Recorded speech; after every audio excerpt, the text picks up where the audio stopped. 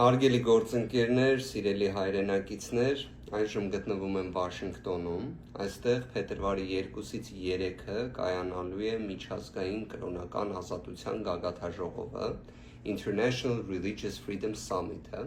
որը վերջին տարիներին շատ ավելի մեծ ճանաչում է ձեռք բերել և հիմնականում դրա շրջանակներում քննարկվում են խղճի, կրոնի, ազատություններին վերաբերող տարբեր հիմնախնդիրներ։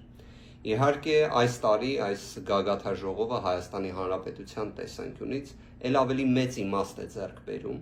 քանի որ այն ամենը, ինչ կատարվում է մեր հայ առաքելական Սուրբ եկեղեցու նկատմամբ, այն քաղաքական ճնշումները, միջամտությունները, հետապնդումները, թե սրբազան հայրերի նկատմամբ, թե վեհափառ տիրոջ նկատմամբ, ինչպես նաև ազգային բարերար Սամվել Կարապետյանի նկատմամբ, սրանք բոլորը ի վերջո հանդիսանում են նաև հենց կրոնական ազատության իրացման էական խոչընդոտներ։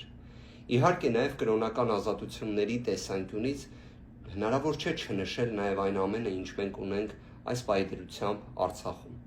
Այն է, որ ունենք եկեղեցիներ, վանքեր, որտեղ նվազագույն կրոնական ազատության իրացման հնարավորություն չունենք, նույնիսկ աղոթք անելու հնարավորություն չունենք։ Սրանք բոլորը